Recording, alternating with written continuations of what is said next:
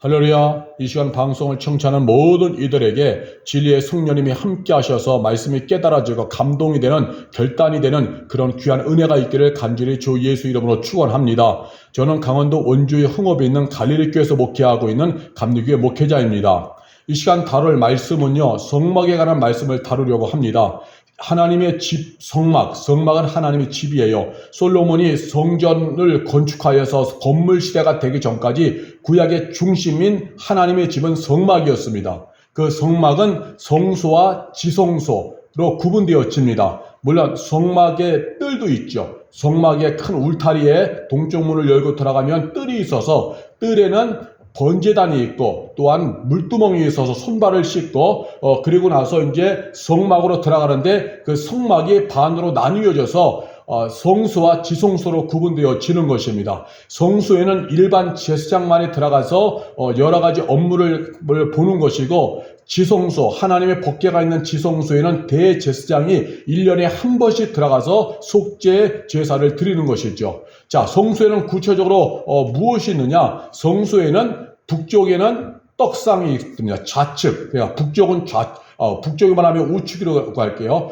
북쪽, 문을 열고 들어갔을 때 우측, 북쪽에는 떡상이 있고, 중앙 가운데는 분향단이 있고, 그 다음에 좌측, 남쪽에는 등잔대가 있습니다. 그래서 이 성소에는 떡상, 분향단, 등잔대가 있는 것이고, 그리고 휘장 너머 지성소에는 하나님이 임재하시는 장소인 지성소에는 언약궤가 있죠. 법궤, 언약궤, 법궤라고도 불리는 언약궤가 있는데, 이 언약궤에는 만나를 담은 돌 항아리와 아론의 쌍난 지팡이, 십계명 돌판이 담긴 이 세 가지가 있는 언약궤가 있습니다. 이곳에 하나님이 임하시는 것입니다.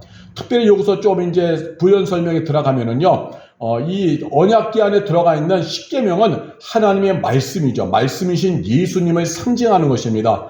그리고 또 언약궤 안에 들어가 있는 만나는 생명의 떡이신 예수님을 상징하고 예표하는 것이죠. 그리고 또 이 언약궤 안에 들어가 있는 아론의 쌍난 지팡이도 죽음에서 부활하신 예수님을 상징하고 예표하는 겁니다. 왜냐하면 지팡이는 이미 생명이 끊어졌잖아요. 근데 아론의 지팡이에다 다시금 살구나무꽃이 피었던 것처럼 그것이 바로 뭐냐? 죽음에서 부활하신 예수를 상징하는 것입니다.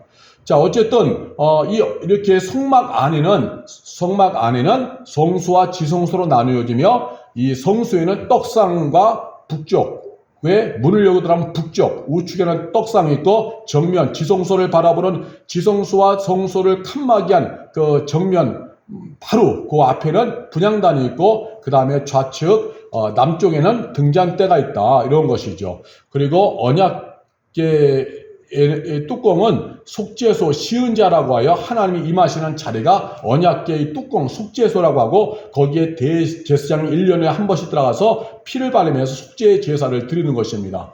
그래서 이 일반 제사장들은 이 성막의 성소까지는 들어가서 업무를 보지요. 여러 가지 이 업무를 보지요. 왜냐하면 떡을 정리하고, 그 다음에 분향잔에 그것을 정리하고, 등잔대에 불을 잘 관리하고, 이런 일을 하는 것이죠. 그러나 지성소는 대제사장이 1년에 한 번씩만 들어가는 것입니다. 그런데 그것이 이제 신약에 와서 예수 그리스도를 통하여서 그것이 해결되었죠. 예수가 십자가에 죽으시면서 우리를 위한 한 번의 영원한 속죄 제사를 드리면서 성소와 지성소를 가로막고 있는 그 휘장이 쭉 찢어져서 가운데 갈라졌죠. 그것은 무엇이냐면, 대제사장만이 하나님께로 나갈 수 있었는데, 이제 누구나가 할 것 없이 예수의 피를 힘입어 아버지께로 가서 기도할 수 있고 예배할 수 있는 그런 신약시대, 복음시대가 열려진 것입니다. 자, 그러면 이제 이 시간 다룰 부분은 이 성막에서 특별히 성소의 떡상에 관한 말씀을 다루려고 합니다. 성막은 성소와 지성소로 구분되는데, 성소의 떡상과 분향단과 등잔대가 있는데, 그 중에서 이 떡상에 관한 말씀을 다루려고 하는 것입니다.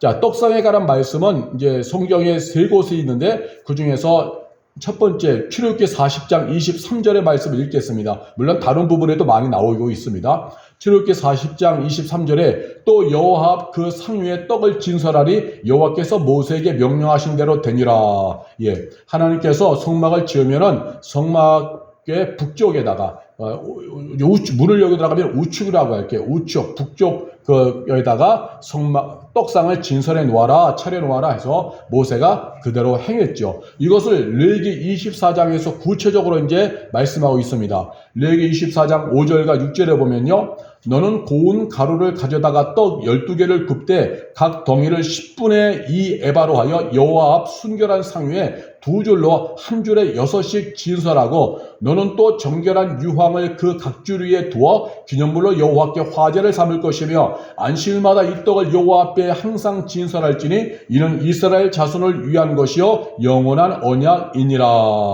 이렇게 말씀하고 있죠.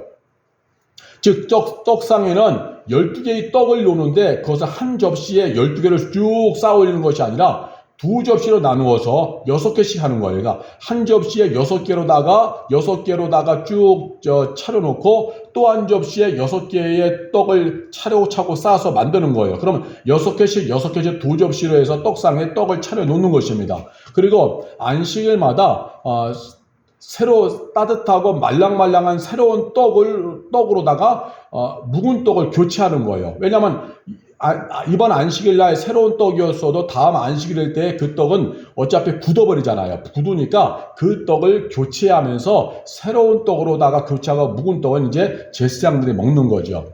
그래서 성막의 떡상에는 연중무휴 언제나 항상 12개의 따뜻하고 말랑말랑한 떡이 차려져 있게 말씀하신 것입니다.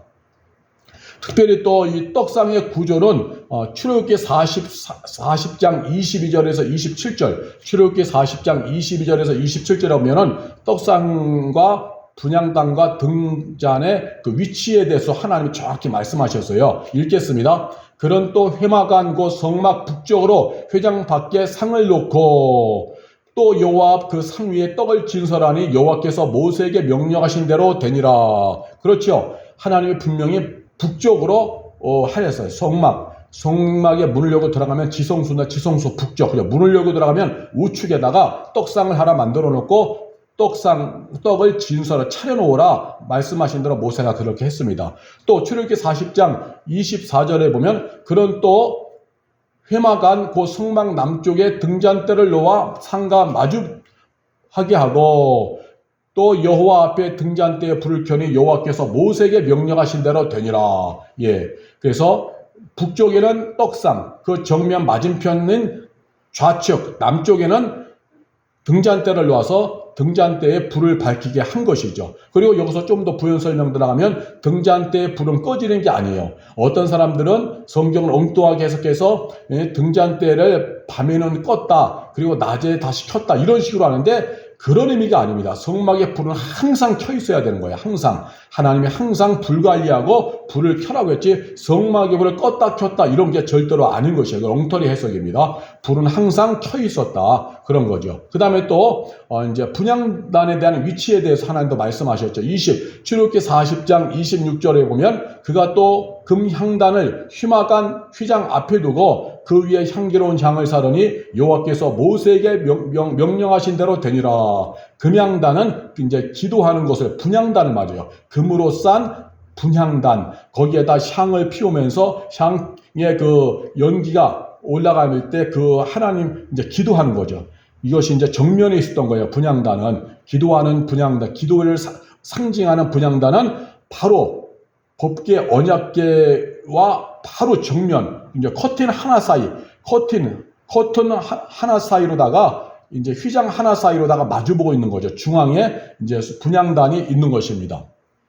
하나님께서 그렇게까지 말씀하셔서 그러한 구조로 되어 있는 거예요. 자, 그러면 이제 이 성막에서 특별히 성소에 떡상, 기도하는 분향단, 그 다음에 등잔대가 있는데 여기서 떡상에 대해서 이제 집중한다 그랬죠. 하나님께서 왜 성막의 성소죠. 정확히 말하면 성막은 성소와 지성소로 구분되니까요. 성막의 성소에 왜 떡상을 차려 놓으라고 했을까요? 하나님이 배가 고프셔서 그랬을까? 우리 하나님은 배고프셔서 그런 거 아니에요. 심지어 우리도 이제 헌금할 때도 하나님이 돈이 없어서 헌금 요구하는 건 절대로 아니죠. 그 헌금을 통하여서 하나님이 의도하신 바가 있는 것입니다. 그러니까 구약에서도 성수에 괜히 하나님이 배고프셔서 떡상을 차려놓으라고 한 것이 아니게요. 12개를 6개씩 해서 2줄로 떡상을 차려놓으라 하나님이 배고프셔서 이것 아니라는 것입니다.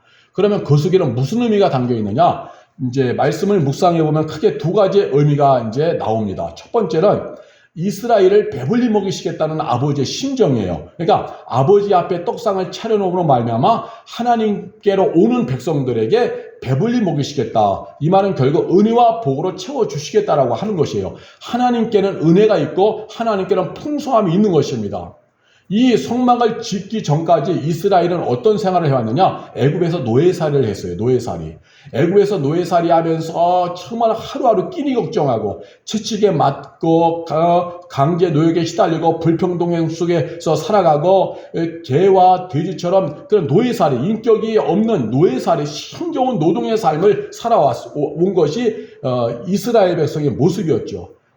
배불리 먹을 수가 없었어요. 늘 가난하고 늘 힘들게 살아온 것입니다. 노동에만 끌려다니는 노예살이었죠. 그런 이스라엘 백성들을 하나님께서 애굽으로 들어가셔서 10가지 재앙으로 바로를 치셔서 바로를 항복시켜서 그 아브라함의 후손은 이스라엘 백성들을 구출내셨죠. 구출해낸 것을 우리는 출애굽이라고 하는 것입니다. 그렇게 구출하셔서 시내산에서 언약을 맺으시면서 이제 이스라엘을 하나님의 백성으로 받아주시고, 그렇게 하고 나서 이제 성막을 지으라고 하고, 그 성막을 지으라고 할 때 성소에다 떡상을 차린 거죠.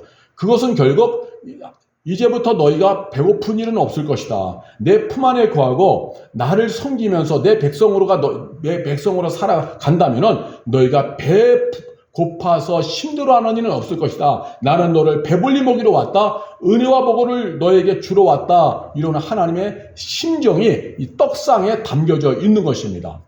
이제는 너희는 내 백성이다. 바로의 밑에서 노예살이 하였던 그런 것은 지나갔다. 이제 너희는 내 백성이다. 구원받은 내 백성이다. 내가 책임지고 풍성케 할 것이다. 라는 아버지의 마음이 성소에 있는 떡상에 있는 것입니다. 그래서 오늘도 우리 아버지 하나님은요, 우리에게 풍성케 하시고 우리에게 은혜를 주시기 원하시는 거예요. 그래서 이 떡상을 통해서 아버지의 마음을 우리가 읽어야 되고, 그래서 우리 항상 하나님께 구해야 되는 겁니다. 아버지 하나님이여 은혜를 부어주셔서, 아버지 하나님이여 형통하게 하소서, 아버지 하나님이여 풍성하게 하소서, 아버지 하나님이여 은혜를 주시옵소서 하면서 우리는 우리를 배불리 먹이시려고 찾아오신 아버지, 우리를 부욕케 하시려고 찾아오신 아버지 하나님께 구하고 또 구해야 되는 거예요. 하나님은 그렇게 해주시려고 오셨다라는 것입니다. 그 상징적인 의미가 성소의 떡상이 되어지는 겁니다.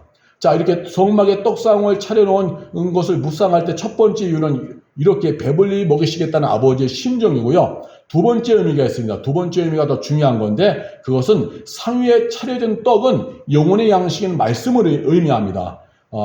첫 번째는 그냥 우리의 육신의 만족과 풍성함과 부유함을 말하는 그런 물질적인 하나님 주시는 복을 말한다면, 두 번째 의미는 영혼의 양식인 말씀을 의미하는 거예요. 그래서 하나님 앞에 늘 말씀이 있는 것입니다. 말씀. 그러니까 하나님 앞으로 오면요, 영혼이 살아나는 거예요. 그러면 이제 구약에서는 성막 중심으로 모였다면 오늘날은 교회 중심으로 모이잖아요. 자, 그러면 교회의 핵심은 뭐냐? 하나님 말씀이 되어지는 거예요. 교회의 핵심은 말씀이고, 특별히 교회 가운데서도 강단은 말씀이 모이는 핵심이 되고 말씀이 막 넘쳐나는 것이 강단이 되어야 하는 것입니다. 그래서 교회에서 강단에서는 영적 리더의 역할이 굉장히 중요한 거예요. 그런데 영적 리더가 하나님 말씀이 빈곤하고 심령에 공허해지면은요, 강단에서부터 말씀이 흘러가지 않잖아요. 지금 한국교회 특성이 강단의 메시지를 듣는 시간에, 예배 시간에 줄을 차지하잖아요. 주 예배 시간에 대부분의 시간에 강단의 메시지 듣잖아요. 성가대 찬양 이런 것이 아니라. 그러니까 강단에서 말씀이 없다 그러면은 말씀을 특별히 들을 시간이 없는 거죠. 말씀을 특별히. 그러다 보니까 강단에서 말씀을 못 먹으면 어떻게 되느냐? 영혼의 그런 기근이 일어나는 거예요. 영혼이 배고파지고 굶어가게 되어지는 것이죠. 영혼이 병들어가고 먹을 게 없으면요, 영혼이 병들다 보니까 믿음의 동력이 발생 안 되는 거예요. 그래서 잎사귀가 파릇파릇하고 그 파릇파릇한 그런 잎사귀처럼 생명력이 왕성한 생명의 성도로다 우리가 생명의 행진을 해야 되는데, 말씀을 먹지 못하면 기근에 시달리니까 그냥 힘겨운 거예요. 늘 무력해지는 것이죠. 말씀을 먹어야 되는데. 그래서 일단 교회에는 영적 공동체지 육적 공동체가 아니에요. 교회는 친교하러 모이는 친교 집단이 아닙니다. 여러 가지 여성교회, 남성교회에서 회의나 하고 어디 여행 갈 생각이나 하고 이러한 곳으로 모이는 건 일반 동호회가 더 잘해요. 일반 사회 단체가 더 잘합니다. 교회의 핵심은 영적인 공동체, 생명 공동체에 있다. 그러므로 하나님 말씀을 먹는 것이 핵심이 돼야 돼요. 그런 가운데 핵심이 강단이기 때문에 강단의 말씀이 죽으면 그것은 모여진 사람들이 말씀을 못 먹으니까 그 주일 예배는 실패한 것이죠. 공허한 거예요. 그래서 교회 나와도 공허해지고 교회 활동에 참여해도 공허해지는 이유는 뭐냐? 강단의 메시지가 없기 때문에. 더 나아가서는 더 깊이 들어가면 그 강단에 서서 말씀을 전하는 영적 리더는 목회자에게 말씀이 없고 설교하면은 자기 여행 갔다 온 얘기, 살아온 얘기나 떠들어대고 혹은 남의 설교지 뺏겨서 카피 설교하고 혹은 예화, 성경 말씀 읽어놓고 나서 성경 말씀과 전혀 무관한 예화를 주렁주렁 따라서 예화만 나열하는 거, 이런 거 하니까 말씀을 먹을 수가 없죠. 진짜 하나님 말씀을 묵상해서 그 말씀을 해석해서 전해야 되는데 이런 작업은 안 하고 손 예화로 치장해서 첫째 예화, 무슨 예화, 뭐 1920년에 뭐 누가 금강에서 금을 캤는데 그 사람이 무슨 하나님 금이 터져가지고 뭐 복을 받았다. 그 사람이 예수 믿는 사람인지 어떤 예수 안 믿는 사람인지 상관하지 않은 그러한 예화들 갖다가 그냥 치장해서 설교를 하는 거예요. 그럼 공허하지요. 그거는 일반 사람들도 다 할 수 있는 이야기예요. 일반 세미나 하는 사람들도. 목회자는 그런 얘기하는 것이 아니라 말씀을 캐내서 말씀 속에 있는 하나님의 심정과 의도를 흘려보내는 게 설교고 메시지가 되어지는 거거든요. 근데 설교해야 될 강단에서 말씀을 흘려보내야 될 강단에서 생명의 말씀이 아니라 예화, 어떤 세상적인 가치관 그런 것만 흘려보내니까 강단에 병들고 결국은 그래서 교회에 오는 사람들이 먹지 못하니까 그래서 공허해지는 것입니다. 또 이외에도요, 우리는 항상 끊임없이 말씀을 먹어야 돼요. 집에 돌아가서도 삶의 자리에서 끊임없이 말씀을 읽고 묵상해서 말씀을 먹어야만 합니다. 어쨌든 말씀을 먹어야 돼요. 말씀을 먹어야지만 내 영혼이 삽니다. 영혼이 사는 비결은요, 배불러지는 비결은 어쨌든 말씀을 먹어야 돼요. 영혼의 양식은 말씀입니다.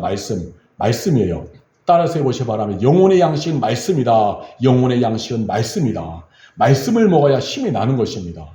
그리고 또 말씀 속에는 하나님의 심정과 의도와 뜻이 다 들어있어요. 하나님의 심정, 다른 말하면 하나님의 뜻, 하나님의 의도, 하나님의 계획, 이러한 하나님의 심정이 말씀 속에 다 담겨 있거든요. 그래서 우리가 말씀을 먹으면은 그 말씀을 통해서 하나님의 심정과 하나님의 의도하신 뜻들을 깨닫게 되니까 우리가 생명의 길을 가게 되죠. 사망의 길은 거부하는 겁니다. 하나님 말씀으로 채워져서 하나님 무엇을 기뻐하시고 무엇을 싫어하시는지가 말씀을 먹으면서 그것이 깨달아져 보여지니까 생명의 길과 사망의 길에 선명하게 구분이 되는 거예요. 육적인 길과 영적인 길이 구분이 되어지는 거예요. 살 길과 죽을 길이 구분되어지는 것입니다. 허망한 이 세상의 영광을 위한 길과 영원한 영광의 길, 하나님 뜻을 이루는 길이 선명하게 보여지는 거예요. 그러나 말씀을 안 먹고 말씀이 없다 보니까 이것이 구분이 안 되는 거죠. 하나님의 뜻을 자체를 모르니까 말씀 속에 하나님의 뜻이 들어있는데 말씀이 내 안에 공허하고 없다 보니까 하나님 뜻 자체를 모르잖아요. 그러니까 그냥 일반 사람들처럼 그냥 살아가는 거예요. 교회는 다닌다고 하나 그러나 구분이 안 되는 거죠. 말씀을 모르니까 아버지 뜻을 깨달을 수가 없는 거죠. 말씀이 중요한 것입니다. 그 성막의 성수에 차려진 12개의 이 떡은 우리에게 말씀을 의미하는 거죠. 그러니까 하나님 앞에는 말씀이 있어서 우리가 말씀을 먹어야지만이 우리가 사는 거죠. 하나님의 말씀을 먹어야지만이. 영혼이 배고파지고 고통 속에 거하는 사망의 길을 거부하는 것은 내가 오늘 말씀을 먹어서 하나님의 뜻을 알 때에만이 가능한 거예요. 그래서 우리가 말씀을 먹어야 됩니다. 영혼이 배불러지고 풍성해지는 승리의 행진을 하려면 우리가 오늘도 말씀을 먹어야 되는 것이죠. 풍성한 영혼의 먹거리인 말씀을 우리는 즐겨 먹어야 돼요. 즐겨 먹어야 됩니다. 늘 말씀에 대한요 식욕이 왕성해야 돼요. 먹고 또 먹고 말씀을 또 암송도 하고 말씀을 필사도 하고 말씀을 먹고 그게 중요한 거예요. 왜? 말씀 안에 생명이지 이 세상의 어떤 가치관도 하나님에 대해서 알려줄 수 없다. 오직 완전한 계시 완전한 진리는 성경 66권이거든요. 완전한 계시요 하나님을 완전히 나타내주고 보여준 것이 성경 66권. 하나님과 예수 그리스도의 십자가의 은혜가 완전히 계시되고 드러난 것이 성경 66권. 완전한 진리가 성경 66권. 그래서 말씀을 속에서만이 하나님에 대해서 우리가 볼 수 있고 깨달을 수 있어요. 세상에 어떠한 그런 이야기로도 어떠한 지식으로도 하나님에 대해서 생명에 대해서 말해줄 수가 없는 것입니다. 그래서 우리가 말씀에 대한 왕성한 식욕을 느껴야 하나님이 어떤 분인지 어떻게 하나님 무엇을 원하시는지 생명과 은혜와 복을 누리려면 어떻게 살아야 되는지 우리가 깨닫게 되어지고 또 말씀은 우리의 영혼의 양식이기 때문에 말씀을 가까이 하면 가까이 할수록요 영혼에서 막 힘이 나는 거예요. 영혼에서 막 힘이 나고 생명이 올라오고 소망이 생겨지고 그런 역사가 일어납니다. 특별히 말씀을 가까이 하면 말씀 속에서는 성령의 역사이기 때문에 성령의 충만한 임재의 역사가 일어나요. 말씀을 읽는 중에 성령이 임하십니다. 놀라운 신비로운 사건이 일어나는 거예요. 지금도 이 방송을 청취하면서 말씀을 듣는 이들에게 성령의 놀라고 신비한 역사가 일어나게 되어질 것입니다. 말씀이 흘러가는 곳에 하나님의 말씀에 가감하지 않고 흘러가는 곳에 진리의 영이 역사하는 거예요. 성령님 역사하는 겁니다. 이 방송을 청취하는 이들에게 지금 성령님 역사하셔서 깨달은 감동 결단의 역사들이 충만한 영적으로 충만해지는 역사들이 일어나게 되기를 간절히 축복합니다. 그래서 말씀은 먹어야 돼요. 세상의 음식들은요 먹을수록 과식이 되죠. 또 열량이 너무 많잖아요. 먹으면 먹을수록 비만이 돼요. 예? 그리고 또 나이가 들면 들수록 소화하는 것과 신진대사가 떨어지기 때문에 예전처럼 많이 먹으면요 몸이 망가져요. 그래서 먹는 것도 줄여야 돼요. 나이가 들어들면. 많이 먹으면 오히려 병이 걸려요. 그런데 하나님 말씀은요 먹을수록 보약이 됩니다. 먹을수록 보약이 되고 먹을수록 살아나고 먹을수록 하나님의 깊은 세계로 들어가서 영적 가치와 세계관이 열려지는 거예요. 하나님 말씀은 먹으면 먹을수록 강건해지기 때문에 말씀에 대해서만 그만 대식가가 돼서 말씀을 많이 사모해야만 하는 것입니다. 세상의 지식과 가치관은요 삶에 유익을 줄 수 있지만 영혼의 유익은 절대로 될 수 없어요. 영혼의 유익은 줄 수가 없습니다. 세상의 지식과 가치관들은 한계가 분명히 존재하는 거예요. 그러나 하나님의 말씀은 듣고 읽고 묵상해서 먹으면 먹을수록 활력이 있어져요. 이제 일단 영혼의 힘이 생겨서 막 힘이 있고 활력이 있어집니다. 말씀을 먹으면 먹을수록 영역이 생겨요. 영권이 생겨서 사람과 환경과 물질, 권력 이러한 것에 눌리지 않고 힘있고 활력있게 살아가게 하는 거예요. 힘있고 활력있게 살아가게 하는 거예요. 무엇이? 말씀이 있는 곳에는 특별히 성령님의 역사이기 때문에 말씀과 성령으로 충만해지는 것이 이 떡상 앞에 앉을 때 가능한 것입니다. 말씀 앞에. 영혼이 강건해지고 하나님과의 관계가 친밀해지며 영생의 길로 가게 나를 그렇게 이끄는 것이 말씀이다. 말씀의 파워고 말씀의 힘이 되어지는 것입니다. 그래서 말씀을요 많이 묵상하면 묵상할수록 우리에게 좋은 것입니다. 저는요 말씀을 읽고 묵상하다 보면은요 정말 하얗고 깨끗한 물과 같은 것이 기도 중에 보일 때가 많고 그 다음에 더 충만함을 느껴요. 말씀을 읽고 묵상하다 보면은. 그래서 막 기도하면서 막 뜨겁게 불러불러 하면서 기도할 때 그럴 때 억세게 기도, 막 거칠고 억세게 기도해서 오는 그런 은혜보다 기도하는 가고 기도하면서 말씀 속에 깊이 묵상하고 말씀 속으로 침잠에 들어갔을 때 오는 그 충만함은요 깨끗하면서 더 아주 깨끗한 물질은 깨끗하면서 충만해집니다. 그래서 이것은 느껴본 사람만, 체험한 사람만이 알아요. 지금 제가 하는 이것은 영적 세계에 속하는 것이기 때문에 이러한 세계를 모르는 사람은 뭔 성령 충만은 기도해야만 하는 거지, 불러 성령 충만은 기도해야 하는 거지, 무슨 성경 읽을 때 무슨 성령 충만임에 이렇게 말하는 사람도 있을 거예요. 이렇게 하는 그 세계에 진입을 못했기 때문에 그렇습니다. 그 세계에 가까이 가보지 못했기 때문에 엉뚱한 얘기라고 하는 거예요. 그래서 맨날 그냥 산으로 들러다니며 기도하거나 기도해서 성령 충만 구하는데 그런 것도 있지만 하나님 말씀을 읽고 묵상하면 그곳에 말씀이 있는 곳에 성령이 운행하시면서 임하시는 성령의 충만한 임재가 있다. 그 임재는 정말 깨끗하면서 고유하면서 영혼에 충만함을 주더라. 이것이 영적인 깊이에서 오는 거예요. 이것을 깨달은 분들은 이 말씀을 듣는 중에 아멘 아멘 할 것입니다. 그리고 더 중요한 것이 있습니다. 계속해서 이제 중요한 말씀을 나누려고 하는 것입니다. 성막의 성수 안에는 떡상만 있는 것이 아니라 중앙에는 기도하는 분향단이 있고 떡상의 정면인 남쪽에는 등잔대가 있다고 했죠.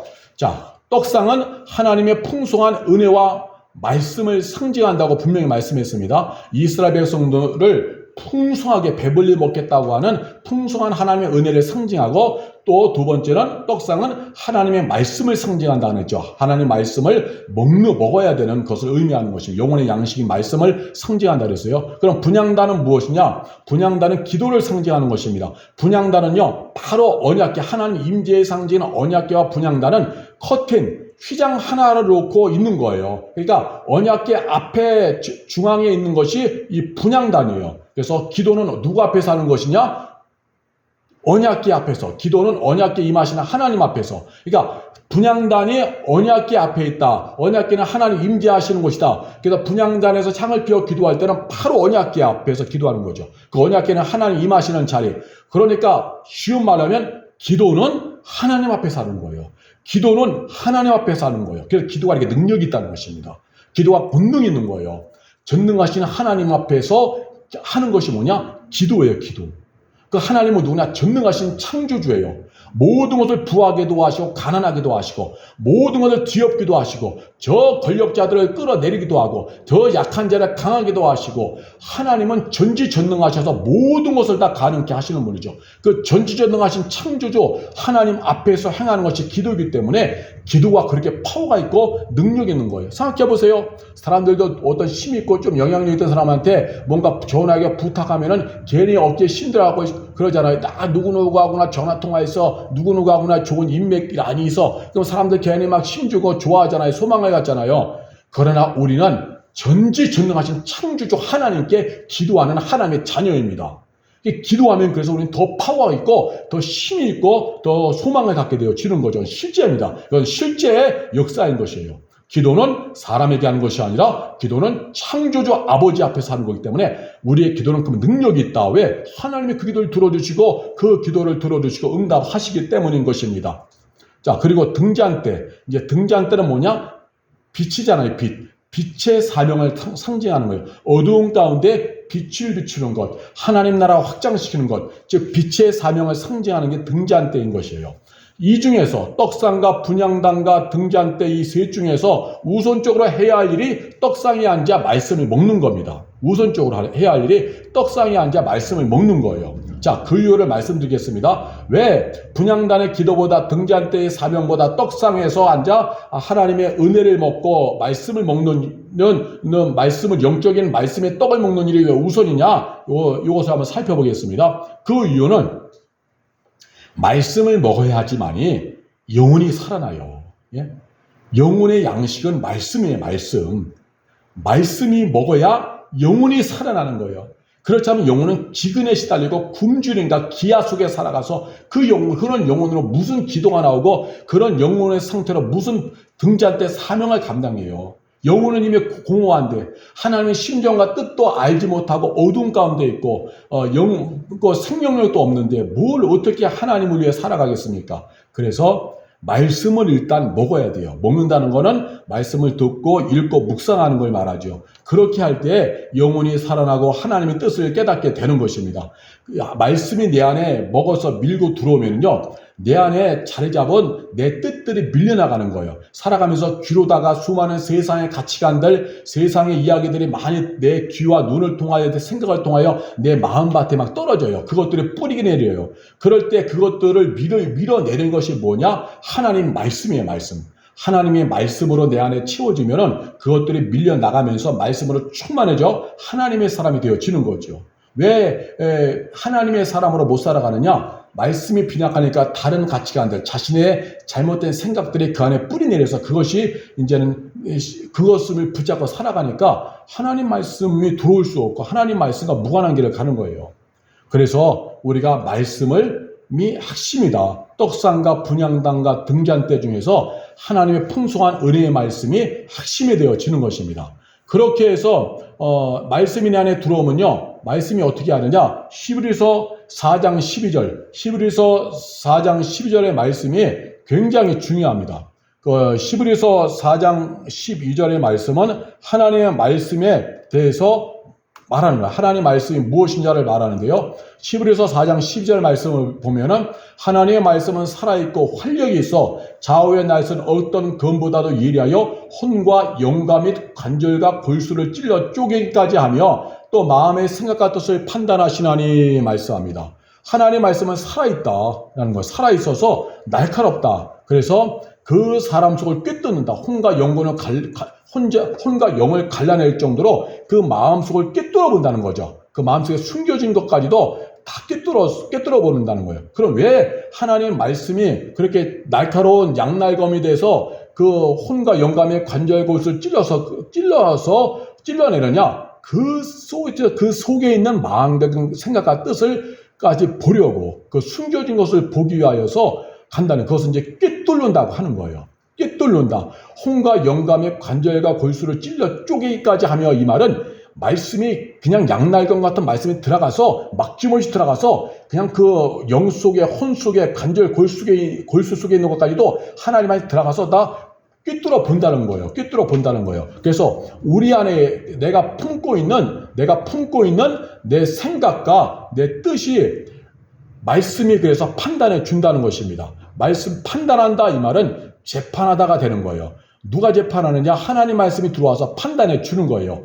내 속에 은밀히 숨어있는 나만의 계획과 생각들을 말씀이 내 안에 그냥 양날검처럼 그냥 혼과 영과 관절과 찔러 쪼개듯이 말씀이 그냥 통찰해버리는 거, 와서 그냥 꿰뚫고 들어와서 내 안에 있는 생각과 가치관까지도 말씀이 판단해주는 거예요. 재판해주는 거예요. 그래서 말씀이 들어와서 너 이것이 하나님 기뻐하는 생각이냐? 아니, 이거 분명히 하나님 기뻐하는 생각이 아니야. 회개하고 내버려. 성령이 막 찔림받게 하는 거죠. 그래서 우리가 말씀을 읽거나 들을 때 막 찔림이 올 때가 있잖아요. 말씀이 내 안에 들어와서 꿰뚫고 들어온 거예요. 내 영과 혼과 내 속까지 말씀이 양날검처럼 꿰뚫고 들어와서 이 숨겨진 내 생각과 계획과 모든 것들을 다 판단해 주는 거예요. 회개. 또 어떤 일들은 내가 하나님의 뜻을 붙잡고 할 때 말씀이 내 안에 밀고 들어와서 소망을 줄 때가 있죠.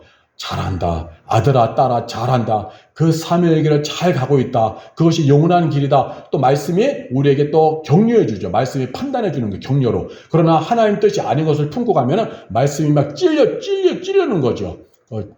내버려. 말씀에 인해서 양심의 가책을 받는 일들이 일어나는 것입니다. 그래서 그래서 우리가 먹어야 돼요. 말씀을 먹으면 영혼의 힘이 날 뿐만 아니라 말씀이 와서 내 속에 있는 것을 판단해 주는 거예요. 판단. 하나님 말씀은 살아있고 활력이 있어 좌우의 날선 어떤 검보다도 예리하여 혼과 영감의 관절과 골수를 찔러 쪼개기까지 하며 또 마음과 생각과 뜻을 판단하시나니, 말씀이 오셔서 수술하듯이 내 속에 꿰뚫고 들어와서 그래서 내 안에 있는 생각과 그 속셈들, 내 안에 있는 감정까지도 성령이 다 판단해 주는 거예요. 말씀이 판단해 주는 겁니다. 말씀이. 물론 여기서 성령이 다 역사하는 거죠. 말씀이 성령을 통해 역사하는 거죠.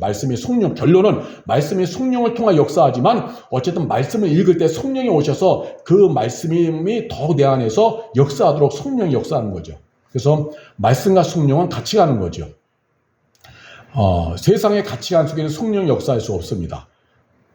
그래서 말씀을 들어야만이 성령의 감동 속에서 그 말씀으로 인해서 내가 양심의 가책, 찔림 이런 거 받아서 내가 회개케 되고, 또한 잘하고 있는 일은 말씀을 통하여 격려받고 잘한다. 그것이 바로 승리의 길이다. 내가 너와 함께한다. 위로해주는 그런 메시지를 듣게 되어지는 것입니다. 그래서 말씀을 우리가 많이 먹어야만 돼요. 그래야 우리가 말씀으로 인해서 내가 깨달을 건 깨닫고 정리할 건 정리하게 되고, 그렇게 되면 어떻게 되느냐? 자연스럽게 분향단에 가서 회개하고 하나님 뜻대로 구하게 되는 거예요. 하나님, 제가 그동안 잘못된 것 붙잡고 살았습니다. 용서해 주세요 하면서 회개하고 하나님 뜻대로 구하게 되어지는 거예요.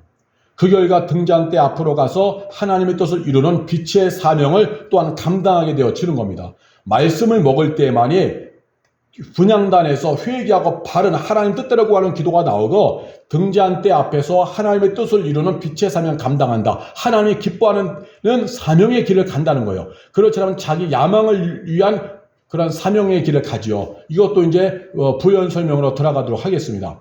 만일 떡상의 자리를 찾지 않고 분향단을 찾아서 기도만 한다면 어떤 일이 일어날까요? 어떤 일이 일어날까요? 심각한 일들이 많이 일어나죠. 절대 진리인 말씀으로 찔림받지 않으니까 회개 없는 기도가 나오죠. 회개 없이 무조건 달라는 기도, 강청하는 기도는 응답이 된다. 강청하는 기도는 응답된다. 강청하자 주야 하면서 막 그냥 마루바루 두드리면서 벽을 두드리면서 막 해요. 그러나 그 기도는 응답이 안 돼요. 절대 진리인 말씀으로 찔림받아서 하나님이 기뻐하는 기도와 하나님이 기뻐하지 않는 기도 감을 내가 이렇게 구분이 되어서 해야 되는데 하나님이 기뻐하지 않는 기도도 말씀으로 찔림받지 않으니까 그 기도를 막 하는 거예요. 하나님이 기뻐하지 않는 기도조차도 그거는 하나님 응답할 수 없죠. 또 회개도 안 해요. 하나님 그 회개하라고 하는 그런 것도 말씀 앞에 가서만이 그것이 가능한데 말씀 앞으로 안 가니까 회개가 일어나지도 않고 또 하나님이 기뻐하지 않는 기도임에도 불구하고 내던지도 않고 그거 붙잡고 뭐 이런 식의 기도가 이루어지는 거죠. 무조건 떼쓰고 달라고 요구하는 버릇없는 자녀의 기도만 나올 것입니다. 절대 진리인 말씀 속에 담겨있는 하나님의 심정과 의도와 뜻을 깨닫지 못하니까 자기의 뜻을 관철시키기 위해서 작정 기도해요. 막 달라고 금식기도하며 때를 쓰는 자기 중심적인 기도만 할 것입니다.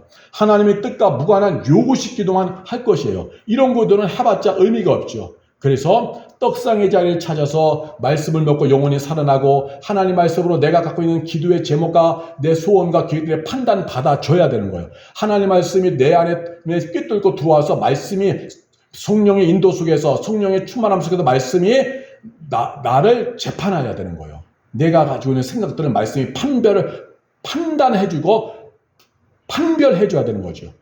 그럴 때 우리 속에서 아닌 것들은 버리게 되고 회개하게 되고 하나님 기뻐하는 것을까지 가기 위하여서 기도하게 되는 것이죠. 말씀 앞으로 가야지만 이런 일이 일어나는 것입니다. 그렇지 않으면요, 기도도 하다가 헤매고요, 오히려 말씀 없이 기도만 하다가 이상한 영에 걸릴 수도 있어요. 말씀 없이 기도하다가 신앙이 강팍해지고 거칠어질 수가 있어요. 그래서 막 기도도 무식하게 떼쓰고 막 그냥 달라고 무조건 강청만 해요. 왜? 말씀이 없다 보니까 그냥 자기 중심적인 요구식의 기도로 그냥 이렇게 변질돼 버리는 거죠. 무서운 기도자로 변하는 거죠. 또 만일 떡상의 자리를 찾지 않고 등잔대를 찾아서 사명의 길을 간다면 어떤 일이 일어날까요? 예? 떡상의 자리를 찾지 않고 등잔대를 찾아서 사명의 길만 간다면 어떤 일이 일어날까요? 하나님의 뜻과 무관한 자기 일을 하나님의 일이라고 착각하게 되어지는 거예요. 말씀 앞에 와서 이것이 하나님이 기뻐하는 뜻인지 우리가 점검해 받아야 되거든요. 하나님의 말씀은 성령이고 그 말씀이 내 안에 꿰뚫고 들어와서 내 안에서 이 생각과 감정까지도 이 계획까지도 말씀이 판단해줘야 돼요. 말씀이 재판관이니까. 그래서 성령 안에서 일어나는 신비로운 일들이에요. 이런 가운데서 하나님 기뻐하는 것을 붙잡고 등잔대 앞에서 사명자의 길을 가야 되거든요. 그 일을 하나님 기뻐하는 일을 내 올인하며 가야 되거든요. 그런데 말씀의 자리를 찾지 않으면 이런 작업이 영적인 이런 작업이 일어나지 않았기 때문에 자기의 일을 하나님의 일이라고 착각하게 되어진다는 거예요. 예? 자기가 꿈꾸고 계획한 세상 야망의 일을 하나님의 일이라고 착각하고 그것을 마치 하나님의 일을 한다고 여기는 거예요. 실제로는 자기 야망의 일이요, 자기 육체적인 본성에서 올라오는 길이요, 죄와 마귀에게 미혹된 길인데 실제로 그런 경우가 많습니다. 절대 진리요, 절대 기준인 하나님 말씀이 없으니까 엉뚱한 일을 사명이라고 붙잡고 살고 있는 거예요. 말씀은 절대 기준이거든요. 말씀은 자예요, 자처럼 정확한 기준이에요. 그래서 하나님 말씀이 절대 진리입니다. 그 말씀 앞에서 내가 점검받아야 되거든요. 점검받아야 되는데 말씀 앞에 가지 않으니까 점검받지 못하니까 그냥 뭐가 됐든 내가 좋아하면 그것이 다 하나님의 사명이다, 하나님의 일이다라고 가는 거예요. 그런 일들이 일어나는 거죠. 학생들도 고등학교 3학년 돼가지고 방황하다가 아무나 그냥 신학교 가겠다고 해서 그냥 목사 되겠다고 하는 사람들도 있잖아요. 점검해 보지도 않고 그냥 어쩔 수 없이 가는 경우도 많이 있는 것이죠. 교회도 하다 보면은 하나님 말씀 앞에서 점검해 보지도 않고 누가 교회 인테리어하고 교회를 새롭게 이렇게 세웠더니 그 건물이 전도해주더라, 교인들이 늘어나더라, 이런 이 엉터리 소문만 듣고 나서는 그것이 하나님의 뜻인지 아닌지 말씀하면서 점검받지도 않고 무조건 내가 교회 인테리어 바꾸고 교회 늘리려고 하다 건물 새롭게 세우려고 하다가 부도나는 경우도 있고 힘들어지는 경우도 있는 것이죠. 그래서 하나님 말씀이 중요한 것입니다. 하나님 뜻과 무관한 그 일을 하나님 일이라고 믿는 그런 엉터리기를 가지 않으려면 오늘 나는 말씀의 자리로 가야 하는 것입니다. 그래서 기독인이 정치 세상 정치에 막 뛰어들고 거기에 올인할 때가 있죠. 기독교 목회자 중에서도 그런 경우가 있습니다. 사회운동에 헛된 사업을 하나님의 일이라고 막 거기에 빠져드는 성도와 그런 목회자들도 있습니다. 봉사를 막 하나님이 기뻐하지 않는 봉사인데 그것이 완전히 하나님이 기뻐하는 일이라고 착각해서 막 주의 뜻이라고 선언하면서 굉장히 열심히 하기도 해요. 말씀으로 판단받지 않은 그 일을 하나님의 일이라고 여기고는 온 힘과 열정을 쏟아붓기도 합니다. 그러나 주의 이름으로 열심히 한다고 해서 등잔대의 사명이 아닙니다. 주의 이름으로 열심히 한다고 해서 그것이 절대로 등잔대의 사명이 아닌 것이죠. 열심히 한다고 해서 하나님의 기뻐하는 사명이 될 수가 없는 것입니다. 열심히 한다고 해서 되는 것이 아니에요. 하나님의 뜻대로 행하는 자가 뜻대로 하는 것이 중요한 것입니다. 하나님의 뜻대로 행하는 것이 굉장히 중요한 것이죠. 그래서 마태복음 7장 21절에 보니까 나더러 주여 주여 하는 자마다 천국에 들어갈 것이 아니요 다만 하늘에 계신 내 아버지의 뜻대로 행하는 자라야 들어가리라. 아버지의 뜻대로 행하는 자라야 들어가리라. 우리가 주여 주여 하면서 주의 이름으로 무엇을 다 했다고 해서 뭐 선교를 하고 주의 이름으로 봉사를 하고 주의 이름으로 선한 일을 하고 주의 이름으로 사업을 하고 주의 이름으로 내가 일을 하고 저 일을 하고 그래서 기도하면서 내가 열심히 그 일을 했다고 해서 그것이 다 하나님이 기뻐하는 일이 아니라 하나님 뜻대로 행하는 자라야 간다. 그럼 아버지의 뜻대로 행하려면 어떻게 되느냐? 아버지의 뜻이 담겨있는 성경 66권 말씀 앞으로 와야 된다는 거죠. 말씀으로 내가 점검받아야 돼요. 진리의 성령님 인도를 따라 말씀이 내 안에 스며들어와서 말씀이 내 안에 깨뚫고 들어와서 재판해 주는 거예요. 아닌 것은 거부감이 들게 하고 하나님의 뜻이 아닌 것은 양심에 갇히게 받고 회개하고 내려놓게 하고 하나님 기뻐하는 것은 더 붙잡고 끝까지 기도하며 믿음으로 행하게 하는 이러한 일이 일어나려면 아버지의 뜻이 말씀으로 와야 되는 거예요. 그래야 우리가 마지막에 후회하지 않게 되죠. 마태복음 7장 22절에 보니까 그날에 많은 무리가 나더러 이르되 주여 주여 우리가 주의 이름으로 선지자노릇하며 주의 이름으로 귀신을 쫓아내며 주의 이름으로 많은 권능을 행하지 아니하였나이까 하리니 23절 그때에 내가 그들에게 밝히 말하되 내가 너희를 도무지 알지 못하니 불법을 행하는 자들아 내게서 떠나가라 하리라. 그래서 말씀인 하나님의 뜻대로 행하지 않으면 아무리 주의 이름으로 귀신을 쫓아내고 주의 이름으로 권능을 행했다 할지라도 예수님이 모른다고 하는 거예요. 자기 뜻대로 한 거냐. 자기 야망을 위해서 하나님이 능력을 주고 힘을 줬지만 그 능력과 힘과 은사를 준 것을 가지고 하나님의 영광을 위해 가야 되는데 자기 영광을 위해서 자기 유명세를 위해서 자기 욕심대로 쓴 거죠. 하나님 능력과 은사와 권능을 줬는데 복을 줬는데 자기 뜻대로 막 그것을 사용한 거예요. 자기 주관대로. 그럴 때 주님은 분명히 말씀하시는 거죠. 예? 내가 너희를 도무지 알지 못하니 불법을 행하는 자들아 내게서 떠나가라. 예, 불법을 행하는 자들아 내게서 떠나가라 라고 하는 거죠. 불법은 뭐예요? 하나님 말씀이 아니라는 거죠. 하나님 말씀이 아니라는 거예요. 예, 악한 일. 하나님 말씀을 떠나면은요 악한 일이죠. 아무리 주의 이름으로 귀신 쫓아내고 아무리 능력을 행한다 할지라도 하나님 말씀을 빗나가면 그것은 불법이 악한 일이 되는 것입니다. 그러면서 예수님이 무엇이라고 하시냐면 마태복음 7장 24절 이하에 누구든지 나의 말을 듣고 행하는 자는 그 집을 반석에 지은 지혜로운 사람 같으리니 하면서 모래 위에 지은 집과 반석에 지은 집을 말해요. 그러니까 말씀이죠. 말씀. 반석에 지은 집은 말씀을 듣고 행하는 사람을 말하는 거예요. 그래서 다시 마태복음 7장 21절로 돌아와서 나더러 주여 주여 하는 자마다 다 천국에 들어갈 것이 아니요 다만 하늘에 계신 내 아버지 뜻대로 행하는 자라야 들어가리라. 그러니까 아버지 뜻대로 행하는 것은 결국 반석에 집 지은 사람, 하나님 말씀을 읽고 묵상해서 하나님 말씀으로 판단받아서 하나님 기뻐하는 것을 붙잡아 살아가는 사람을 말하는 거죠. 그러한 사람만이 천국에 들어가고 그러한 사람만이 영원히 난 영광에 참여할 수가 있다. 그렇지 않고 하나님이 주신 영광과 은사와 능력과 부여함을 가지고 아무리 주의 이름으로 하나님의 사업을 한다고 떠들어대도 말씀 앞에 가서 점검받지 않고 자기 주관대로 해버리면 의미가 없는 거죠. 의미가 없습니다. 의미가 없는 것입니다. 그건 아무 의미가 없는 것이죠. 그래서 하나님 뜻이 중요한 것입니다. 말씀으로 판단받지 않은 그 일을, 말씀으로 판단받지 않은 그 일을 하나님의 일이라고 여기고는 온 힘과 열정을 쏟아 부어봤자 불법을 행하는 자들아 내가 너희를 도무지 알지 못하노니 떠나가라. 이것밖에 없는 거예요.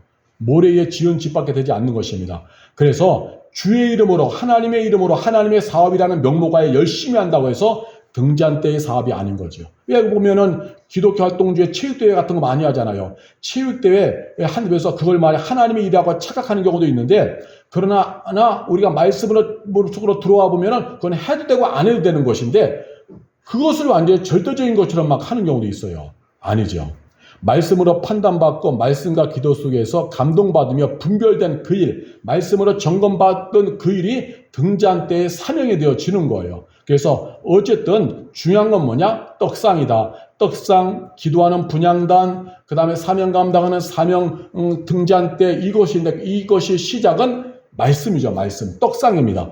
말씀은 우리의 영혼의 양식인가 동시에 또 말씀 속에는 하나님의 뜻과 의도가 들어있다. 하나님 무엇을 좋아하시고 무엇을 싫어하시는지 복받는 길과 저주받는 길에 다 들어있죠. 그래서 말씀으로 오면 진리의 성령님 안에서 그 말씀이 나를 꿰뚫어 오면 내 심령 속으로 양날검과 같은 말씀이 내 안에 들어와서 내 안을 혼과 영과 간절과 옷을 찔러 쪼개듯이 막 꿰뚫고 들어와서 내 속에 있는 계획과 감정과 생각까지도 판단해 주는 거예요. 그래서 말씀을 읽거나 듣거나 묵상할 때 양심에 갇히고 찔리는 걸 뭐냐? 말씀에 재판해 주는 거예요. 회개하라 버리라. 그럼 빨리 회개하고 버리면 돼요. 혹은 주의 일을 가는데 사람들이 알아주지도 않아요. 누구 하나 인정해주지도 않아요. 근데 이거 하나님의 일을 지금 하고 있어요. 그럴 때 또 그것이 하나님이 기뻐하는 일이면요. 말씀이 와서 격려해 주는 거예요. 잘하고 있다. 내가 다 한다. 너의 수고를 기억하마. 또 위로져서 또 더 가게 되어지는 거죠. 그래서 하나님 말씀을 앞으로 오는 것이 중요하다. 하나님 말씀 앞에서 말씀을 먹는 것이 중요해요. 떡상 앞에서 말씀을 먹는 일이 최우선입니다. 그러니까 하나님 앞으로 와서 최고는 하나님을 경외하면서 최고는 말씀을 잘 먹는 게 중요해요. 오늘날 교회의 강단이 중요한 겁니다. 교회의 강단이 중요한 거예요. 강단이 병들면 그 교회는요, 인본주의가 돌아다니는 거예요. 세상 가치 안에 돌아다니는 거예요. 세상의 현실, 정치, 여당, 야당 이런 것이 교회 안에 돌아다니는 겁니다. 세상에서 돈 많이 번 사람은 성공한 사람이고, 돈 없는 사람은 실패한 사람이라는 것이 교회 안에 돌아와서 기복신앙 물질주의가 돌아다니는 거예요. 그럼 믿음의 사람들은 소외되는 거죠. 그래서 교회의 강단에 말씀이 살아야 돼요. 목회자 입에서 말씀이 나가야 됩니다. 그러면 목회자는 말씀에 물어 채워줘야 되는 거죠. 목회자뿐만 아니라 영적 리더를 가르치는 위치에 있는 교사들을 포함한 영적 리더들도 이 속에 말씀이 있어야 돼요. 그렇지 않으면요, 엉뚱한 돈의 가치관, 성공의 가치관, 유명세의 가치관, 인본주의를 열심히 하면 된다라는 가치관 이런 것만 흘려보내요. 왜? 그 교사와 그 가르치는 리더의 속에 말씀이 없기 때문에. 말씀 앞에 안 섰으니까. 그래서 이게 중요한 거예요. 리더 역할이요. 이단 사이비도요, 절대 진리인 말씀을 떠나니까 자의적으로 해석하잖아요. 그러면서 생겨난 거예요. 말씀을 떠나니까 자기 중심적으로 해석하면서 생겨난 게 이단 사이비. 이상한 체험신앙도 말씀을 빗나가면서 생겨난 거죠. 그래서 자기 중심적인 체험을 자기 중심적으로 해석하는 거죠. 근데 말씀 앞에 서지 않으니까 그래서 이상한 신앙 체험들이 막 일어나는 거예요. 편협한 세계관, 신앙사라다면요, 꼰대 같은 신앙생활 있잖아요. 전통에 사로잡히고, 가죽부대, 아주 오래된, 정화된 그런 낡은 가죽부대처럼 신앙이 경화되고, 그런 오래된 그 신앙들 있잖아요. 편협한 세계관에 갇힌 신앙들. 이것도 다 무엇이냐? 떡상의 자리를 멀리 할 때 생겨나는 거예요. 날마다 말씀으로 와서 정감받았다면 경화된 낡은 가죽부대처럼 신앙이 탁 틀에 박힌 신앙으로 그렇게 굳어져지는 않았을 텐데, 근데 말씀의 자리를 찾지 않고 신앙의 연륜과 경험과 이상한 체험과 그런 것만 찾다 보니까, 그런 것이 우선시되다 보니까 종화된 낡은 가죽부대가 되어지는 거예요. 꼰대 기독인들도 말씀을 빗나가면서 생깁니다. 말씀을 꾸준히 먹고 가야 되는데 어느 날부터 말씀을 먹는 그러한 것들이 점점 줄어들고, 세상의 정치 이야기들, 돈 버는 이야기들, 여행 다니는 이야기들, 먹고 즐기는 이야기들, 세상에 출세하는 이야기들, 세상에서 성을 쌓는 이야기들, 이런 이야기들만 듣는 거예요. 그러니까 세상에서 꼰대 기독인들, 그리고 또 유교 개념들, 교회는 믿음의 사람이 존중되고 교회는 말씀의 사람이 존중되고 해야 되는데, 연장자, 나이 든 사람, 이러한 것들을 중요시하는 유교 문화가 교회를 지배하는 경우도 있어요. 이것도 다 말씀을 빗나가면서 생겨나는 것입니다. 우리가 말씀을 먹어야 됩니다. 말씀을 안 먹으면요, 우리가 엉뚱한 길로 이렇게 빠져요. 잘못된 길로 우리가 무너집니다. 또한요, 말씀을 안 먹잖아요. 그러면 이제 기운이 없어요. 걷기 좋다 힘들어집니다. 걷는 것 자체가 힘들잖아요. 배고프면은 기운이 없고 걷는 것이 힘들어지듯이 말씀을 안 먹으면 영적으로도 이렇게 돼요. 생각해 보세요. 배고프고 기운 없고 걷기 힘들어하는 사람한테 일 시키면은 진행이 안 되고 오히려 사고가 나잖아요. 그죠? 뭐 하나 들고 가라 그러다가 사고 나잖아요. 그래서 우선 먹고 힘이 나게 해야 합니다. 그래서 영혼의 배부름의 상징적 의미로다가 떡상, 말씀의 밥상부터 하나님이 만드신 거예요. 밥 먹고 나서 일단은 밥 먹어라. 영혼의 밥인 말씀 먹고 나서 분향단의 기도 사명과 등잔 때의 빛의 사명 감당하라. 하나님 일 하라. 하나님 일 하라. 이렇게 말씀하는 거예요. 말씀의 은혜가 최우선이 되어지는 것입니다. 그러므로 말씀을 여러분 소식하지 말고 대식해야 돼요. 말씀에 대해서는 대식가가 돼야 돼요. 늘 말씀을 가까이에서 많이 먹어야 됩니다. 꾸준히 성경을 읽고 묵상하고 필사 좋아하시는 분들은 필사에 은사가 있는 분은 필사를 꾸준히 하고, 그래서 영혼의 말씀으로 채워가야 돼요. 그러면은 그 결과는 영혼이 강건해지는 것입니다. 그리고 하나님의 뜻으로 채워지는 거예요. 그러면 복 받는 길로 가게 되어지는 것입니다. 은혜 받는 길로 가는 거예요. 왜? 말씀이 가르쳐 주니까. 먹는 만큼 믿음이 깊어지고 힘이 생깁니다. 먹는 만큼, 말씀을 먹고 아는 만큼 생명의 길과 사망의 길이 선명해집니다. 또 말씀을 먹는 만큼 분별력이 생겨서 예와 아니오를 분명히 하게 되어지는 거예요. 말씀을 읽고 듣고, 그래서 먹는 만큼 분향단의 기도의 사명과 등잔 때의 하나님의 일에 대한 삶이 가능해지는 것입니다. 하나님의 뜻을 이루는 활력 있는 삶으로의 변화는 말씀을 먹는 거에 달려 있어요. 약속된 말씀으로 인해서 우리가 복된 길로 가게 되어지는 것입니다. 자, 이제 말씀의 말씀의 떡상에 대해서 말씀이 나누었는데요. 그렇게 하면서 하나 이제 마지막으로 소중한 거를 말씀드리면요. 이 성막의 구조는요, 성막으로 오기 전에 뜰을 지내야 되는데, 동쪽 문을 열고 뜰을 들어오면 뜰에는 번제단이 있어요. 번제단은 죄가 용서받는 속죄 제사가 이루어지는 것이고, 그리고 나서 물두멍이 있어요. 물두멍에서 이제 지저분한 손과 발을 씻고 이제 성소로 들어오는 겁니다. 떡상 앞으로 들어오는 거예요. 분향단 등잔대가 있는 성소로 들어오는 것입니다. 즉 이렇게 성소로 들어오기 앞서 뭘 해야 되느냐? 번제잔에서 죄 용서받는 속죄 제사를 드리고 물두멍에서 손과 발을 씻는 것. 두 개 다 공통적 의미는, 번제단과 물두멍은 성결을 말하는 거예요. 성결. 그래서 우리가 말씀을 읽기 전에 항상 회개해야 돼요. 왜냐하면 말씀을 묵상할 때 이 말씀이 열리는 것도 내 심령의 영적인 상태와하고 직결되어집니다. 왜냐하면 영적인 상태는 굉장히 예민한 거예요. 굉장히 예민하기 때문에 내가 하나님의 앞에서 서기 앞서 먼저 예수의 십자가의 보혈을 의지해야 돼요. 그리스도의 십자가 보혈을 의지하고 우리는 기도하는 거예요. 그래서 기도해야 할 때 마지막에 예수 그리스도의 이름으로 기도합니다 하는 것은 예수의 이름으로 기도가 올라가는 거지, 내 업적과 내 공로로다가 기도가 올라가는 게 아니에요. 내 업적과 공로로다가 한다고 해서 되는 게 아니에요. 우리의 모든 것은 예수의 십자가로부터 시작되는 거예요. 예수의 보혈의 은혜로부터 시작되는 겁니다. 내가 업적이 있고 공로가 있고 대난해서 하나님 일을 하고 그냥 성경을 연구하고 이런 거 아니에요. 이건 세상의 가치가 아니고 마귀의 가치가 아닙니다. 모든 건 다 예수 십자가로 시작되어지는 거예요. 번제단에서 속죄제사 드리는 것도 예수의 십자가를 상징하는 것이고, 물동에서 손발을 씻는 것도 예수의 십자가의 은혜 성결케 하는 성령의 역사이죠.